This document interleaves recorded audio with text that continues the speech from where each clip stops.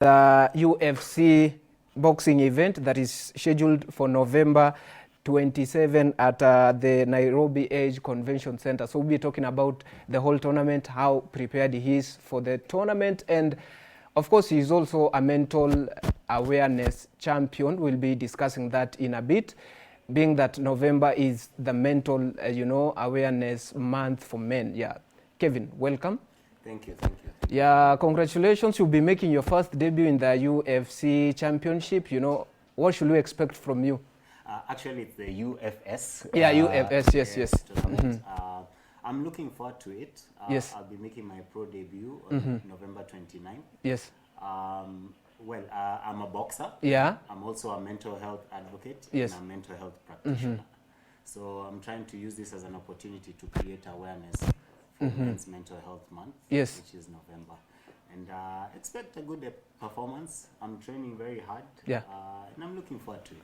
Of course, Gachee will face the fellow Kenyan Wycliffe Ndabu in a non-title bout. That will be one of the 8 fights that will be scheduled for that night. Of course, remember, the bout will be one of the 8 fights that will be aired that night. The main bout will be the women's super bantam, where the Kenyan Consolata Munsangi will be coming against Sandra Aterim of Sweden. So it will be an interesting match to see whether the Kenyan will be able to get to defend the title and be ready for the whole tournament. And then of course another issue we want to discuss with Kevin is about the mental wellness of athletes. We don't get to see what happens behind the scenes when boxers are preparing themselves for a fight, and mentally, how do they get to prepare themselves? And mentally, boxing is all about mental. It's a mental game. So we want to discuss that with Kevin, and a lot of information about the tournament that I've said will be gracing itself at 29th of this month at the Age Convention Center in Nairobi, where Kevin will be facing fellow Kenyan Wycliffe Ndabu in a non-title bout. That will be one of the 8 fights that are scheduled for that night. And I've said that it will be more than a boxing for Kevin, because he will be fighting for the mental wellness awareness. He is hoping to make it a win on his first debut. So we'll be able to see if Kevin will be able to get, the first win in this tournament. Kevin, you'll be facing Wycliffe Ndabu. Yes. What are we expecting from you? And as your supporters, what are you promising what are you promising us to see in that fight? Well, expect a good performance. Yeah. I've been training quite hard, consistently as well. Also, I want to make a statement, yeah, right? And I want to thank Wycliffe Ndabu for agreeing to fight. Yeah. And more than that, it's just to promote the awareness of mental health. I want to. Yes. The message is we're fighting stigma in and outside the ring. Yeah. Right. And we want men to be able to speak up and not bottle up, because bottling up is not working, to be honest. Yes, yeah. So expect a good fight, expect a good performance as well. Yeah, you've talked about your training. So yes, how has been your training so far so good, and are you ready? Yes, I'm picking at the right time. Yeah. I've been training very hard. Training has been tough, but it's supposed to be that way, right? Yes. They say growth is outside the comfort zone. Yeah, right? yeah. I know Wycliffe Ndabu is a tough guy as well. So I've been training, trying to be consistent. Of course, there are days you wake up, you're feeling a bit tired, but that's where discipline comes in. Right? Yes. So I've been training hard consistently. It's supposed to be tough, so that in the ring it's a bit easier, right? You go through deep waters, so that in the ring you're yes. able to, Now that it will be your first time competing in this fight, yes, what are some of the challenges you faced in the process of maybe training yourself? Challenges zipi ambazo maybe umezipitia, and how have you gotten a chance of kuachana nazo kidogo? Yeah. So one, niko na very good coaches. Yeah. Coach Morris Odera and Coach Breola wamekuwa wamenisaidia sana. Yeah. I have great stable mates. Some of them are competing as well. One is Ben Bottleberg, who will be competing in the heavyweight fight. Yes. Another one is Ted Murimi, who will be competing in the super welterweight fight. And we have our Kenyan national lightweight champion, Javan Buyu. Yes. And they've been helping me prepare. The challenge is, you know, I also have a full-time job, Yeah, you know, yeah, so yes. balancing has you know, not been that easy, but also I've found a good balance. And just staying consistent and trying to be disciplined. Because as I said, there are days that you wake up quite tired. Yeah. And then there are those days you wake up switched on. And Yes. the tired days, that's where discipline comes in. Yeah, and just, you know, just thinking of making this statement and providing Yes. a good performance. Yeah. So you've talked about the mindset. Yes. So how is your mindset going to this fight? Yeah. I'm confident. Yeah. I am confident. The confidence comes from the training and Yeah. the sparring I've been doing. I feel I'm embracing everything. I'm just taking everything in. Yes. Right. I know. I mean, a fight, there's also like nerves that come with that. Yeah. But I'm not fighting that. I know it's part of the process. But I am confident, and yeah, I'm focused on the task ahead. Yes. What happens if you win and if you maybe don't win? God Yeah. forbid.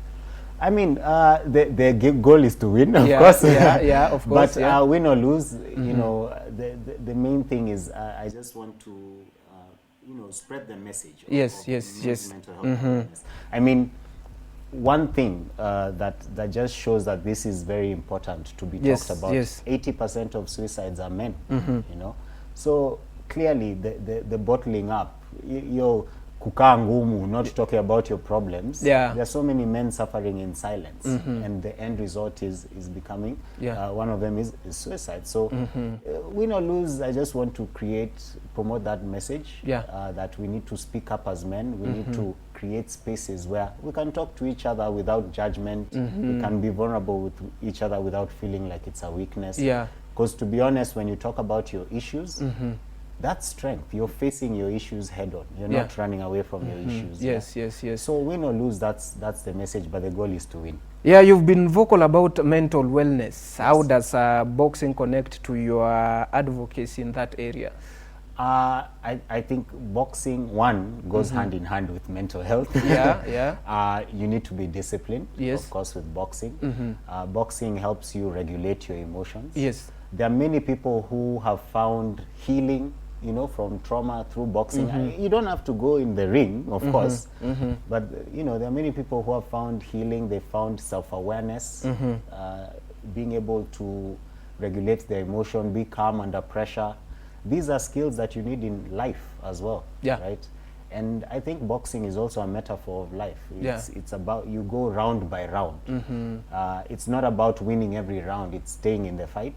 And I believe that's life. You just take it a day at a time. It's not about winning every day. Yes. You just do the best with the day you have. So boxing, I would say it's a metaphor of life, and it goes hand in hand. The skills you learn in boxing, you need it for your mental health as well. Yes. What message are you hoping to send to Kenyans through maybe this fight? And as you said, you want to use this particular tournament as a way of creating that awareness for mental health. Yes. Yeah. Yes. So my message is that we need to fight the stigma. We need to fight the stigma that men showing emotion or talking about what their issues are is a weakness. That is not correct, right? In fact, when you talk about what you're going through, it shows strength. So we're fighting that stigma in and out of the ring. And I want to really thank UFS Boxing. Yes. Then collaboration with Sports Pesa. They've allowed me to have this opportunity, and they've given me the platform to be able to spread this message. Yes. So that's the message. We're fighting stigma in and out the ring, and men, we need to speak up. Yes. Yes.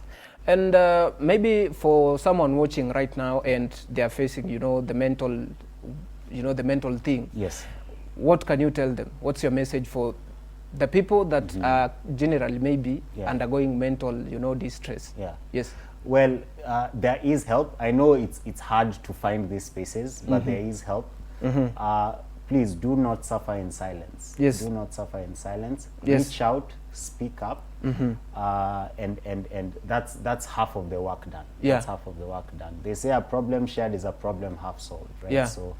So let's speak up as men. Let's be each other's brothers keepers. Let's talk. Let's talk about what we're going through, because clearly, ukiweka ndani, it's not working. It really isn't working. Yeah.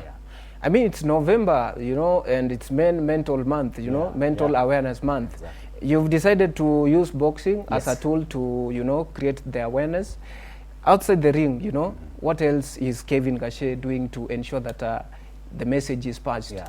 So as I mentioned, I'm also a mental health practitioner. Yeah. So I work in health, and you know, I see clients who are dealing with mental illness and all the other psychosocial issues as well. Yes. I promote mental health awareness in different channels, whether it's through health talks, through social media, and yeah, and I do martial arts as well. Yeah. And also boxing is one of them.